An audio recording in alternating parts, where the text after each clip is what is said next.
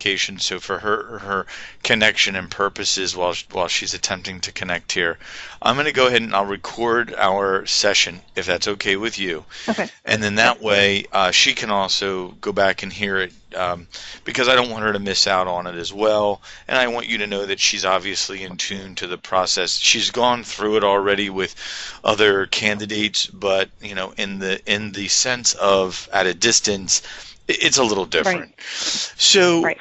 so first and foremost, one of the very very first things that we're going to want to do is obviously you are registered for student teaching. I'm not mistaken in that, correct? Yes. And Right. I'm already have in the room. Yep. good. And you've received have you received the voucher from the Yes. bookstore? Okay. Yep. I'm already signed up for that. Yep. Excellent. And so you're registered for the examination. That's Yes. awesome. Okay. So one of the things, oh, I think Mrs. Castro's here. Let me see if I can get her into our conversation. Hi, Mrs. Okay. Castro, are you there?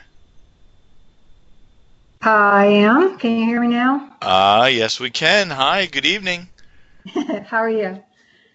Very good. So Dawn is on the line as well. Okay. Hi. Hi, how are you? Good. Wonderful. Mrs. Castro, Kathy, what I've been telling Dawn is I've recorded this. I'm recording our session this evening for all of our purposes, obviously, so that if there's anything that we missed, one can go back and listen to it again, i.e. Dawn can, because then I'll push it through Dawn to you so you have access it. And then, of course, if there's anything else that we want to add to it, we can by email and so forth. Okay. And so essentially, and Kathy, Dawn was sharing with me that she was experiencing some difficulties with Skype in terms of the visual component. So she's on with us through audio only. So what we may do is maybe utilize our Zoom account, which Dawn is familiar with, which is a little bit easier to use, and so that's something I can put together as well for next time. It's not horrific in nature. It's a same principle as a virtual kind of call and I conference. downloaded regular Skype, not Skype Business, which was the problem, I think. But No, understood. So are you able to see me? Do you have video with me? So no, we don't have any video with it, and that's okay. It's okay that we don't have video right now. Because Dawn is on through phone only. She called in. So for tonight's session as an overview, that'll be sufficient. And I think, but moving forward, it would probably good as we go progressing ahead, especially with the PPAT, that we want to definitely get Dawn and you into the visual component of all of this because okay. we want to share desktop and we want to share documentation and so forth with you. Okay. So we'll get there. We'll get there, and that's understandable. I need a whole class on that. No, it's certainly something new. It is very interesting, no doubt. So I was just asking Dawn some administrative kind of housekeeping questions, and they started with registration into student teaching, which is check. She's done. She's registered for student teaching course. She's received her voucher for the exam for PPAT, in which Dawn, you had indicated you've already registered for the examination. And I'm logging in through my side so I can see here as to registration. Now, one of the very first things that you're going to want to do for the PPAT is to begin to push out the permission slips or the permission. I've done. Go ahead. I'm done already. We did those. I did it early because I've had a problem in the past getting them back, so I have them all back. They're done. That is excellent, Dawn. That is very good. All right, so that being said, then you are in a very good position here. So then the questions would be for PPAT, knowing that you've registered, knowing that you're in, knowing that your permission slips have been not only have not only been sent out, but also been returned and are ready to be compressed, if you will, because essentially it's easier if you try to put them into one file for upload into ETS. Which technically I can help you out that way as well, is the beginning conversation about where you are with task 1 right now. And so essentially, as you may recall, task 1 is an internally scored event. You will not receive a numerical score from ETS because it is scored by Wilmington University. Now, you'll use our score and our feedback to you, obviously, to assist you in writing task 2, 3, and 4. So our purpose then for tonight's session, now that I kind of have a feel for where you are currently, is to gauge how we should be coordinating the work between now and the submission of task 1 to then the submissions of tasks 2 to 4. So I think very first and foremost is, what is some questions, some clarifying questions. What is your comfort level, your understanding of task 1? I'm in the same classroom. I'm in the same school that I did practicum 3. So a lot of that information will be the same, correct? Like contextual factors, absolutely. Resources, that's all be the same. Okay. It's all the same. So you're not changing anything there. Right. I do think make some tweaks that Dr. O recommended, so I do need to go back and do that before I have it reviewed. But for the most part, I feel like I just need to go back through, read it, and tweak it a little before I submit it. Okay. Or Mrs. Castro to review. Well, in this regard, what we're going to try to do and an attempt to do is do that correct, and we'll do it in a fashion where between Mrs. Castro and I too, what we'll do is you can send us your work, and we will be able to respond back to you in question form. Now that obviously you actually are going through the test itself, one of the things that we want to, Mrs. Castro and I want to attempt to distance ourselves is to not give you complete direct feedback, because technically in the testing time frame we're not allowed to do that. But within the construct of, you send us your work, we'll read it, and then we'll provide questions that might lead you to a further tweaking of your work, your task. We can certainly do that. Like, for example, let's say you're constructing your response around the community factor. That's in step 1 of task 1. And let's say Mrs. Castro and I question the community factor. Well, I wouldn't say directly, Dawn, I think the community factor doesn't really fit here. Our response might be something to the effect of, can you prove to us that your community factor is truly relevant to the population that you're serving? We'll ask you some key questions that will make you think about, right, what you've written. Right. That's one of the things I need to change from what Dr. O said, because I had everything in there, and she said only write about what you're going to base your lessons on, what will be seen in your lessons, like what accommodations you're doing for like low-income students or whatever, to make sure you talk about what you have in there. So I need to go back and focus on that better. No, and that's good advice. And those are the types of things that I think are quite appropriate in our end as well. If we see something of that nature, we could certainly highlight it in such a way that we're not saying, this is wrong and change it, right? But we can certainly construct our review to be more more feedback generated can be feedback generated in the form of questions and a focus that you'll want to tweak your responses to. So you're very comfortable then, it sounds like, with obviously knowing that your environment is staying the same. So the contextual demographics chart, the resources chart, the family communication method and the mode of communication, and the interest survey tool, or the student inventory tool, those things sound like they're completed, or they will be completed, or have been. Right. And I need to tweak it a little bit. Yeah. So you sound like you have a high level of comfort there with task 1. Yes. Okay. I think so. All right. No, and that's good. Okay. So then, what I would then looking then at our framework. I mean, not that framework. Sorry, our timeline. We know that task 1 is due February the 15th. So I'm thinking if it's due the 15th, then we probably, to ensure that we have adequate time to provide feedback, right?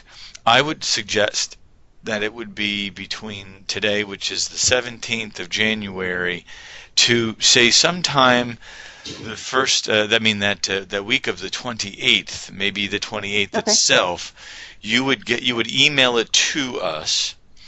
And in that fashion, it would give us the full week of the 28th and the full week of the 4th to provide any kind of additional, consensus feedback and so forth, giving you then a full week to do any additional tweak before you submit on the 15th. That sounds good.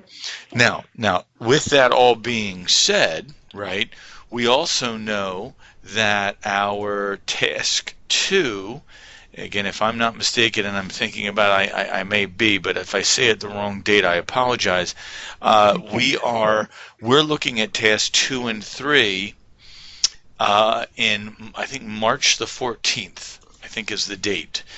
And I'm correct.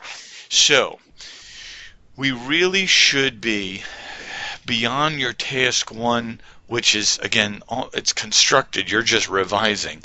We really should be looking forward to some dates in which to begin a conversation, not just on what task 2 and 3 is, which I know that you've been exposed to, but more so, how do we begin to work within that now within the context of student teaching, and more importantly, working back from the March 14th submission date, enough time for everyone to have the ability to review and to engage with you. Because one of the downsides, right, of being at a distance is that you don't have that connectivity to your other peers who are at a live seminar face to face. So what I'd like to do, what I'm attempting to do, is see if there are individuals who are in our regular traditional setting and environment who would be willing to connect with you via email and share their work with you and your work with them, because in the structure of the examination with the administration regulations and rules, Mrs. Castro and I, when it comes to tasks 2, 3, and 4, we are unable to read your work at all. And also we are unable, and we're not supposed to. We're not supposed to provide any feedback either. So and that is my primary concern here, because I think, you don't have that benefit of coming in, sitting down with a peer, right, at a table and going over this, which you may conduct peer-to-peer collaboration, peer-to-peer connections and review and feedback. Like you may give a peer direct feedback, and they may give you direct feedback. Now, the other way, there's another way to look at this. Your mentor teacher may not provide you any feedback, but there can be others who are in the building that you may have connected with over the course of this time who might be willing to read, right, and review for you. They could do that. Okay. I don't know if there's anybody there who would be willing to do that, but but that's another option. But you could see now where I'm trying to get to, which is my concern for really two primary things. One is yes, it's a submission deadline and timeline, but here we have this limited connectivity with peers who are going through the same experience. So that's what I'd like to construct, is some manner in which early on we connect you with these peers here in Delaware. I do have one student from Practicum 3 that I do text, Ashley. I can't remember her last name, but we do text, and so I think she would be willing to do that for me. Ashley Evans? Oh, I don't remember her last. I don't think it's Evans. Shoot, I'll look real quick. She was in your Practicum 3 course, yes? Yes, with Dr. Owens. Dr. Owens, Yes. Okay, I actually think I know who you're talking about too, and I can't remember the name as well. I'm sure it'll come to me as we're talking.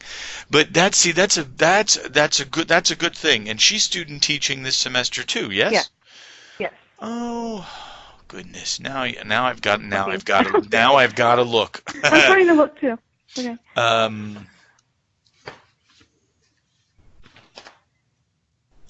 Let me see here. Oh, Ashley, I believe.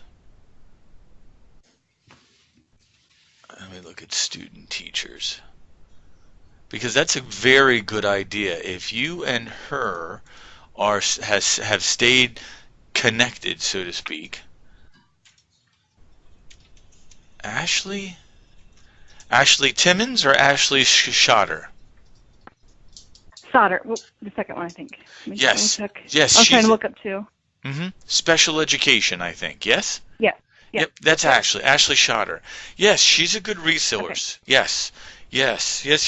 That's actually quite good. So, would you mind if I reached out to Ashley? Sure. And said, hey, look, we're working with Dawn here at the distance, and she has mentioned you in our conversation, and here's, and I would give her the details as to our conversation here. I think that would, obviously you've made a connection, right, in a manner of ways. Yep. I think that would be quite beneficial. Okay. Okay. So we'll do two things then. One is going to be, I think first and foremost looking at calendars, and I know it seems early because March 14th seems like it's almost a month and a half away, but revolving around all of the work that you're doing, it's going to come really fast.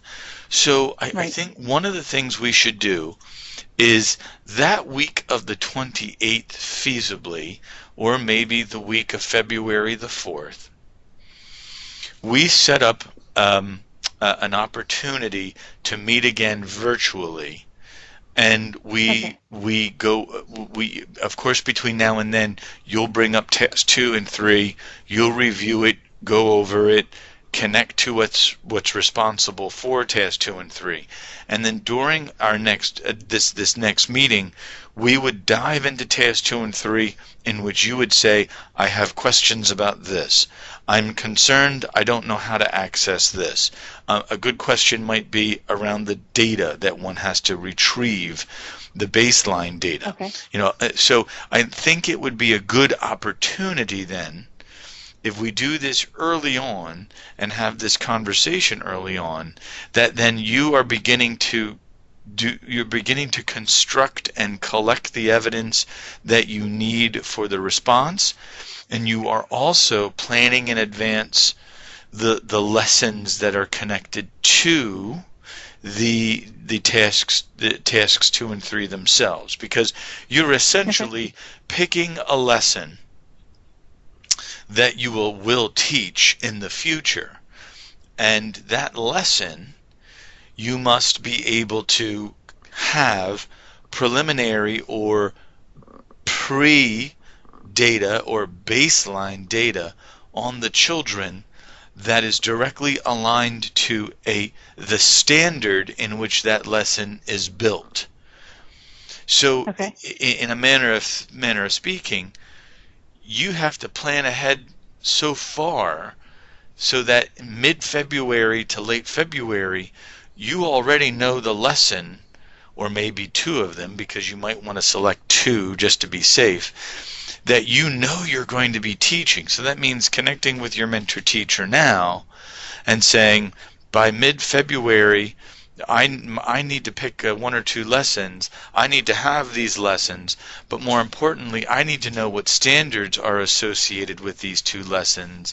And then even more importantly, I need to have the baseline data or the pre-assessment data that is aligned to the standard of that lesson so that I can begin to work on and construct responses for task 2 and 3. Because eventually, in February, you're going to teach these lessons in this lesson, and you're going to create or use an assessment and administer the assessment, and you're going to write about that as well. So this is something that you must be planning now, and you must be preparing for now, because obviously March 14th and those weeks prior to those 1 or 2 weeks, you do not want to be trying to collect evidence. You want to be writing at that point in time. Okay. So if I was going to map this out in totality for you, so I'm looking at the calendar right now. Today's January 17th, right? That gives you essentially 1, 2, 3, 4, 5, 6, 7, 8 weeks. 8 full weeks. So if we were going to number this per week 1 to 8, and I'm going to go backwards. Week 8 is submission week for task 2 and 3. They both get submitted at the same time. That week, from March 11th to 14th, you must be writing and finalizing your writing. So you want to put in your mind's eye that March 11th to the 14th is that I'm tweaking. I've gotten feedback from Ashley. I've connected with Mrs. Castro and Mr. Wells, and they're not able to read it, but you can ask us questions. You can say, well, Mr. Wells, I'm thinking about this baseline data that I have. Now my standard is on, and I'm just going to pull a standard. So just disregard what I'm saying here. It's just an example. I'm working within kindergarten, and it's Common Core standard about shape recognition. And now my baseline data. My baseline data only deals with rectangles. Well, I'm going to be like, no, that's not appropriate. How many shapes are you truly engaging in here, right? Or haven't you reassessed them all already? You can ask us those technical kind of questions. We just can't read your responses. So the question, the issue there is, those types of questions have to happen early on. So in week 8. Week 8, you're beyond that. Week 8 is I've got already written responses. I'm tweaking words. I'm looking for more technical of my writing. I'm making sure I'm analytic. I'm getting rid of stuff that's fluff and I don't need. That's what you want to do in week 8. Okay. Now week 6 and 7, that would be then February 25th and March the 4th. Those are going to be the weeks that you're finalizing the data that you've collected. You feasibly, in week 6, 5 and 6, you've taught the lesson, you've collected the evidence of the assessment that is connected to the lesson that you taught. And then you're constructing, you're generating rough draft of your responses. Okay, so in the weeks of, and then we could even add there weeks 5, 6, and 7. You've taught the lesson, and you've gathered all the evidence. You have everything in hand, and now you're beginning to really put your responses together. So weeks 1, 2, 3, and 4 are truly planning weeks, communication to mentor-teacher, early identification of obstacles to obtain the evidence that you will need, the artifacts, and then most likely, if everything is clear in the pathway, you begin to compose like minor bulleted kind of ideas that surround the prompts themselves. Okay. Okay?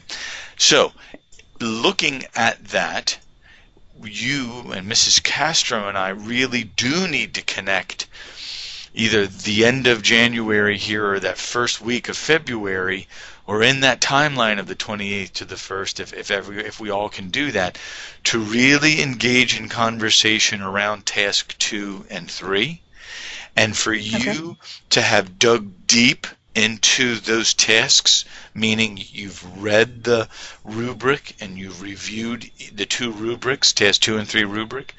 You've looked at all of the activities and the prompts that are connected to task 2 and 3, and that you have reviewed the evidence, the documentation that's required for each task. And then when we all get back together, the 3 of us, you'll have essential questions that are connected to this process. In tandem or in conjunction to all this, you are speaking to and working with your mentor teacher, right? You're saying, all right, I am here. You want to give her, there is no reason why you can't give her task 2 and 3 right now and say, I'm giving you a warning. This is where I'm at. These are for requirements for the state of Delaware, licensure, X, Y, and Z. And this is what I have to do. And sit down with her, maybe at a planning time, maybe at one of the specials, before or after school, whenever there's a good 20 minutes, I think you're going to want to take 20 minutes and sit down and say, let's take a look at this. I want to go over this with you. I want to show you what I'm going to be required to do, what I have to do, what I have to collect the evidence, and so forth. Okay, so I'm going to pause there for a moment. Obviously, allow Mrs. Castro to ask any clarifying questions or jump in, and Dawn, same as you. Okay. I don't have any questions. I think you've laid that out very well for her. It is a daunting experience, especially with everything else that you have to do with student teaching, because you'll also be in the middle of collecting your videos and doing your lessons and submitting them and all of that. So I think that's really good to get an early start on thinking about what it is you're going to have to do for task 2 and task 3. I don't think I have any questions right now. I will one probably once I think I know what I'm doing. If I get into it, I might have questions, but I think because it's the same thing we did in practicum too, right? The task 2 and 3, the same idea. Absolutely. Okay. Absolutely. Of course, the deal here being, and Mrs. Castro expertly stated it, that you are obviously even more so busy now, right? And so absolutely.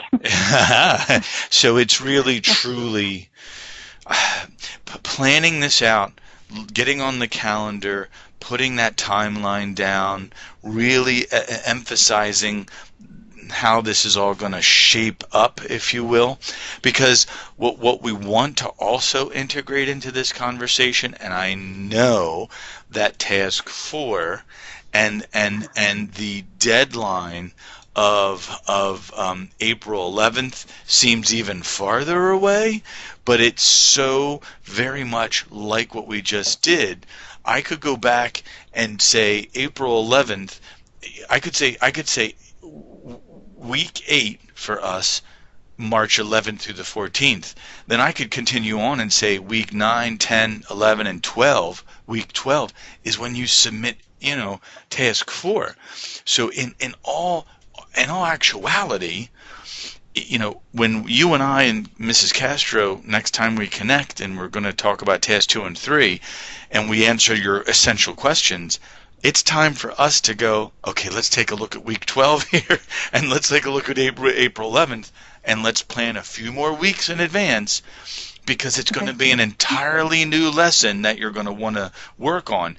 And of course, now your experience in Practicum 3, just recently working with Task 3, right? I mean, Task 4, pardon me, is still fresh in your mind.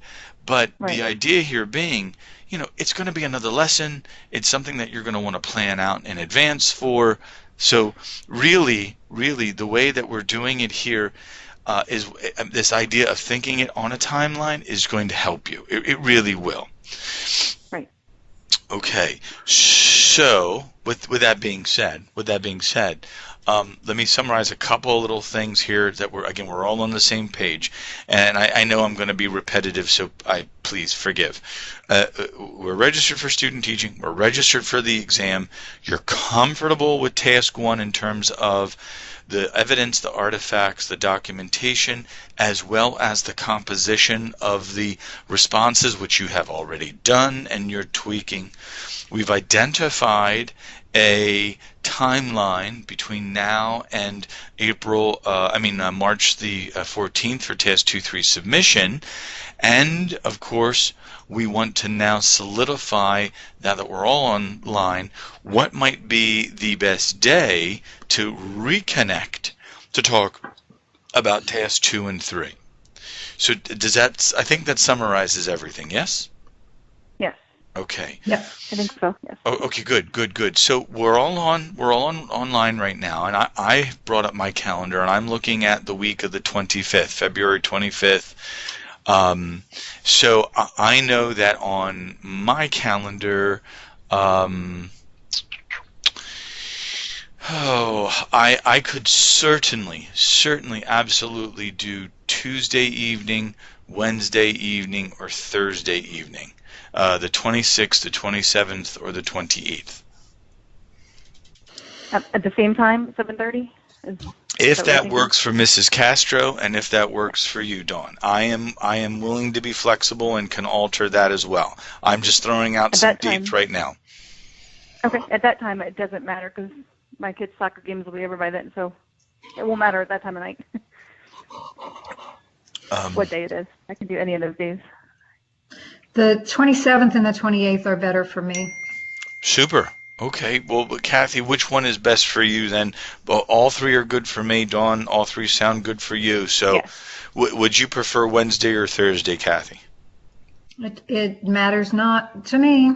Okay. Dawn is the one who has the most on her plate. Oh, well. Let's do Wednesday. I don't know. Just well, I know you have a ton on your plate as well, but as far as I'm concerned, I can defer to either of you on Wednesday or Thursday. How about then I'll just say let's do Thursday the 28th, if that's okay with all.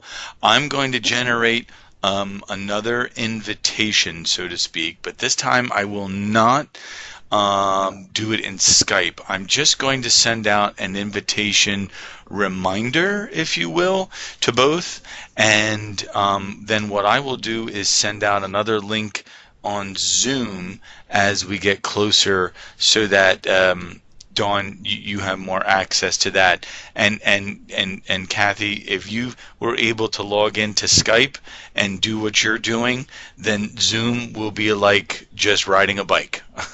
It's actually quite easier. It's actually quite easier than Skype is. Okay. All right. So I'm going to send that out right now. And 7:30 is acceptable for all. Is that appropriate? Yes.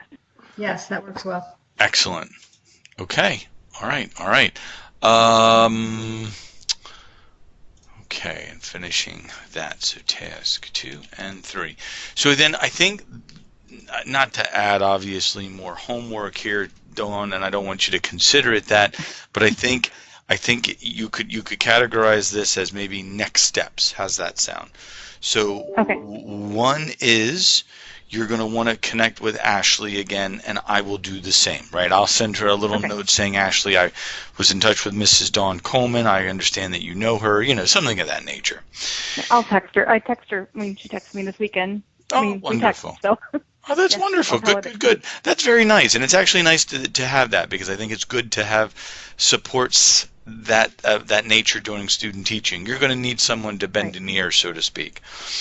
The other side of this then is getting your task one to Mrs. Castro and I. So, Okay. the sooner, obviously, the better, right, for you. Yeah. I So don't like procrastinating. I'll have them to you early. good for you. Good for you. Good for you. So then let's do that. Get it to us, and we'll review, and she and I will connect as well, and then we'll provide the type of feedback and communication to you that I think will help you move forward in helping task 2 and 3. We know that Okay. we have a date here now solidified to connect with each other. Um, um, oh goodness! You know what I sent? I am so sorry. I just realized that I did I.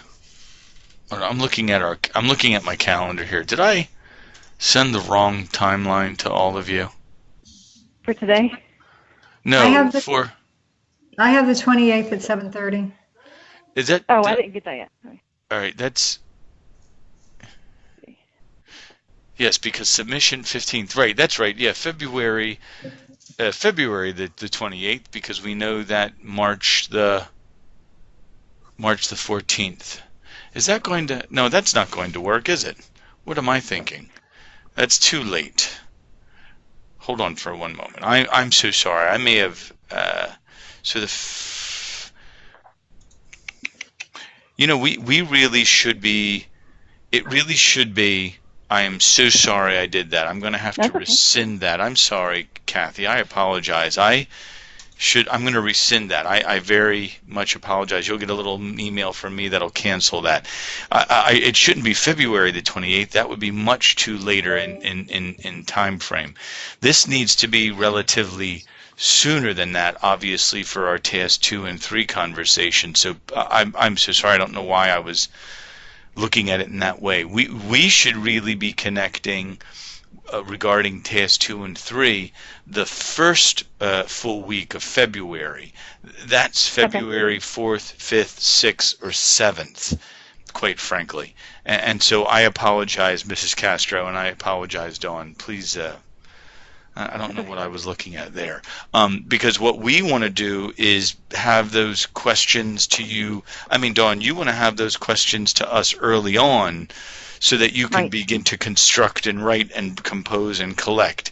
Yeah, and late February would be too late, quite frankly. So sorry to ask. February, actually, it's February for me. It's February 5th, or the 6th, or the 8th. And that's a Friday, so I know that kind of stinks. So I'm good for February the 5th and the 6th. Would either of those two dates work for you? Either's fine for me. Okay, I can do the 6th. The 6th, okay. All right, let me check where I'm at. Yep, 7:30. February the 6th. That would work. Okay. All right, sorry about that, everyone. All right, and that's task 2 and 3. All right, so February the 6th, 7:30. All right, that's better. Okay. All right, so then, and then looking back at that, Dawn, I'll say that again. So connecting with Ashley, I'll connect with her as well. You're sending us your task 1. We're reviewing, reading, and so forth. Come task 2 and 3, you're going to be reviewing the documentation. So, of course, you have access to the requirements and the rubrics. They're all on the website, and I know you know that. And then I printed them all. yeah, good for you, smart. And then, of course, when we connect again, it will be okay. Here's what I know. Here's what I have questions about. I'm concerned about this. I need help here. Because you're not writing right there. We're not reading anything. We're just helping you getting into the mode of what you need and how to get there. Right. And of course, Dawn, the other side of this too is between now and February the 6th, if you have a particular question, that relates to task 2 and 3, you don't need to wait to the 6th. You can email us, Okay. and just say, hey, I'm doing this. I have a question. Please help. You know, and Great. and I'm happy to connect in that way. And I'm sure, obviously, Mrs. Castro is as well. And I know this is not the only thing that you're doing. Obviously, you have all the other stuff that you're working with Mrs. Castro with as well. So, I know I know it's just one more thing on your plate. So that's why I'm trying to think right now if there's anything else that we really should be paying attention to other than timeline and due dates and calendars. But I think this is this is a good start and a good solid start for you. Yes. Yes, I think so. Okay, excellent. Well, all right. So you don't have any questions at the moment, it seems. Mrs. Castro, you seem solidly good as well. Anything else for the good of the cause then here? I just wondered if she had any questions about submissions for the first lesson, which you should be planning to teach next week. Right. My mentor teacher is out today, so I subbed for her basically. I mean, there was a sub there, but I taught. If she comes back tomorrow, we're going to pick a lesson for next week, and I'll have it to you by the weekend, or over the weekend. Okay. I'm going to teach it next Friday, I think. So Okay. A week from tomorrow. Okay. And it can be, for this one, it can be, because they team plan. So my mentor teacher does writing, but it doesn't have to be the writing lesson, right? I can teach like math for the informal ones. Sure. You can Okay. just pick a lesson and teach it. And as I said, for the first one, it could be small group if you're breaking down Okay. into groups. It could be whole group that splits into small group. However you're doing Okay. it. Awesome. Thank you. Excellent. Okay. Well, And this.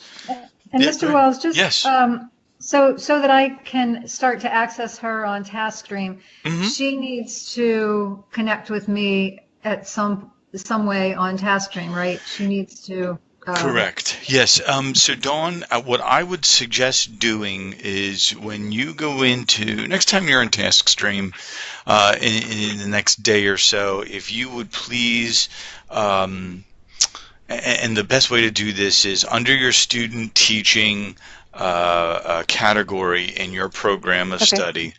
When you're looking at, oh my goodness, your placement data. There's one of the very first links. You just click on placement data, and if you would fill out the form, and then when you fill that out, it will say, to whom do you submit this to?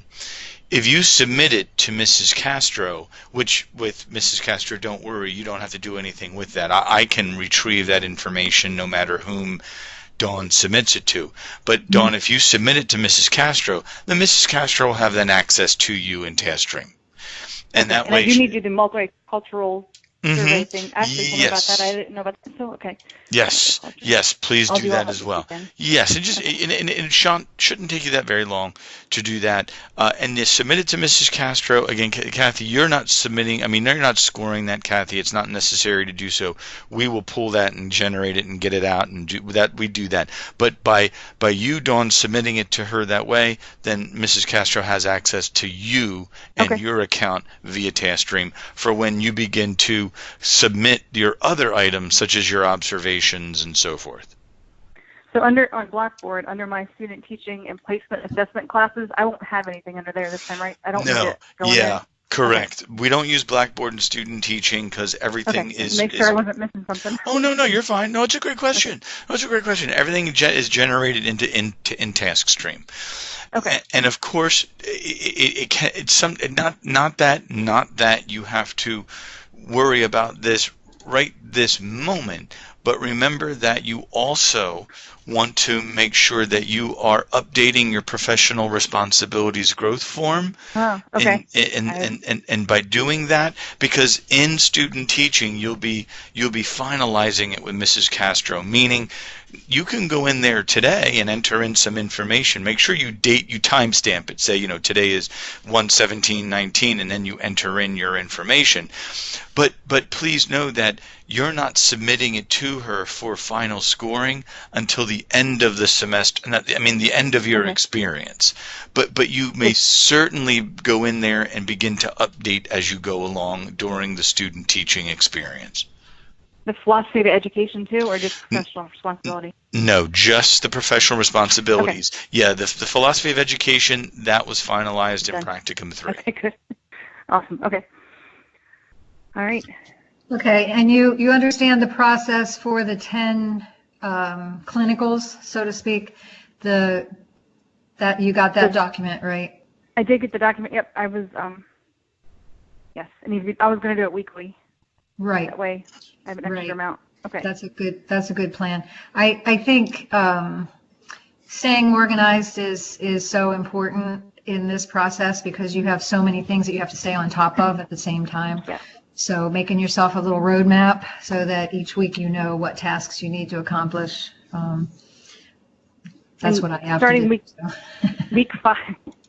Starting week 5 is when I should be teaching fully teaching. Like right now we're kind of co-teaching.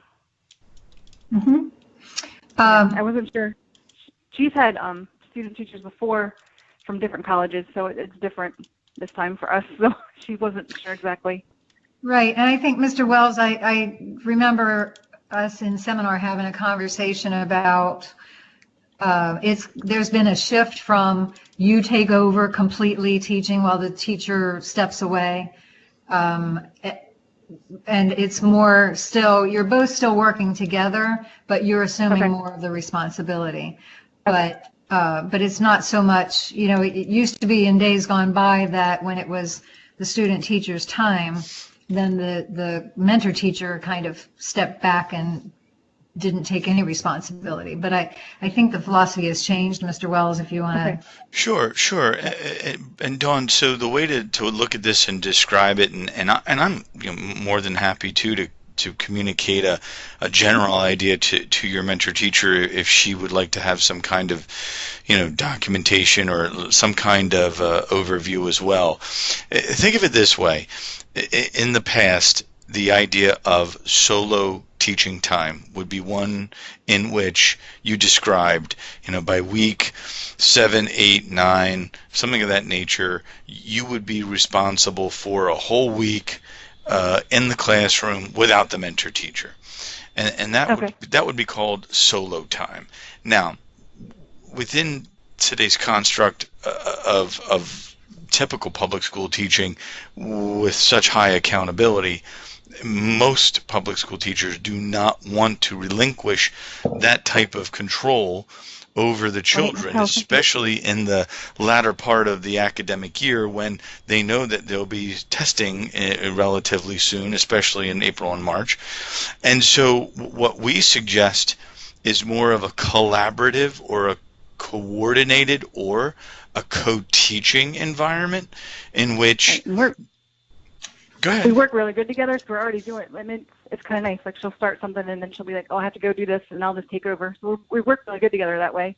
That's very good. I was going to feel bad if we had to, step away altogether and just let me do it all. I was going to feel bad because it's hard to get up your class.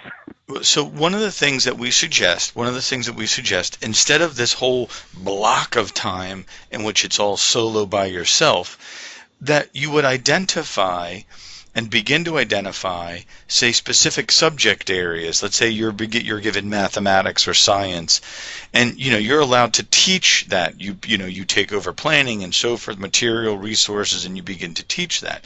The idea would be, though, somewhere along the line, it may be in 2 weeks, and 1 week and 1 day out of that week, you're teaching that day, meaning your mentor teacher actually does step aside, so to speak, and you teach solo for that day. It doesn't mean that she has to leave today. Yeah, she doesn't have. It doesn't mean today that she wasn't even in the building. So. Yeah, it doesn't mean that she has to leave the classroom.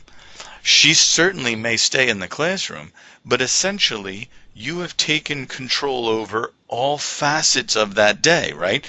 Management, Okay. transitions, environment, instruction, and so forth. So instead of like just waiting to the end where you have this block of solo time, think of it as small opportunities. A day here you're a solo teaching. Yes, mentor teachers in the classroom, but you've been given complete control.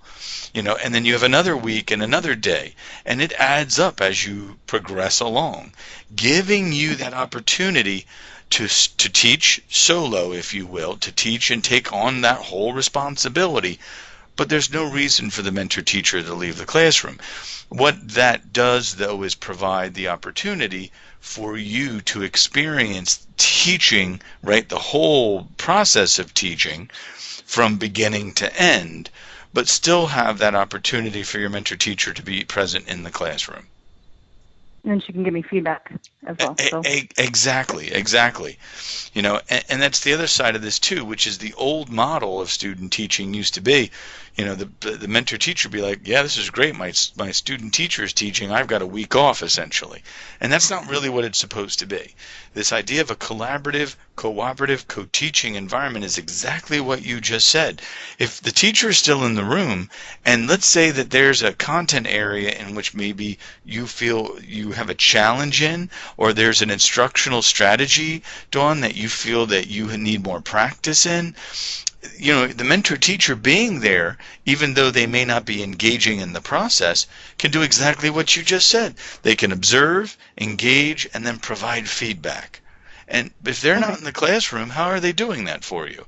So what we're trying to push here is this idea of coaching, of mentoring and guidance, which it sounds like you're already doing with her.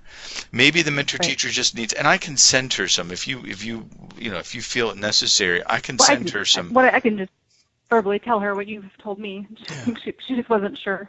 Yeah. She's taught for 15 years, so she's had a wide span of interns over the years. Of course, I'm sure she has. And again, there's documentation that we have that summarizes that pretty much, if you will, and it's in the orientation packet, which I believe you did receive electronically, right? I did, and I read it, and I thought it was more like you start off observing, and then you co-teach, and then you had solo. Like I thought you had a certain amount of weeks that you had to do it by yourself. After reading that, so I misunderstood. Yeah, no. It's the complete opposite. Okay. Yeah, we don't. That was the old model. Ours is more integrated, if you will. Okay, good. Okay, good questions too. All right. Okay. Anything else, Dawn? Anything else? Nope. I think I'm good. Okay. And Mrs. Castro, anything else? No, I think we've had great communication so far, and she responds very quickly if I put something out, or she's been quick to ask questions too. So I think our communication has been really strong, given the fact that we can't see each other and touch each other and be 500 miles away. Right. So the communication, I think, has been strong so far, and that's really great. So I'm looking forward to getting your lesson plan and then seeing you in action. And I'm just looking forward to that. So. Well, of course, it's always, it's difficult when we're just not able to see and so forth, but very good. Well, productive evening, I think. I'll send the recording out to all. And Dawn, you have quite an expert and a host of knowledge with Mrs. Castro, so I know that she will very much lead you down the right pathway. And if there's anything that you need administratively, Dawn, do not hesitate to reach out. I know that being at a distance can sometimes be worrisome, but happy, as I think we are all very much happy here to see you get this finalized. I know that this has certainly been 24 years later. I know this has been a lot for you, and we're very happy to know that you are getting this done. Yes, thank you. Appreciate everything you've done to help me. It's a pleasure, Dawn. It's a pleasure to work with you, and have been working with you during this time frame. So, okay. Well, it's good. right? We're good. And 8:30, 1 hour, not too shabby. If there's anything else, Dawn, don't hesitate to let us know. Okay. Thank you very much. All right. Thank you so much. Thank you, Mrs. Thanks. Castro. I appreciate it. Sure, it was a pleasure. And Mrs. Castro, I'll connect with you regarding our other candidate, Courtney. I'll send you an email, and we'll figure that one out too in terms of time frame. Okay. All right. All right. Have Thank a you. great night, everybody. You too. All right, you too. Thank you. Good night.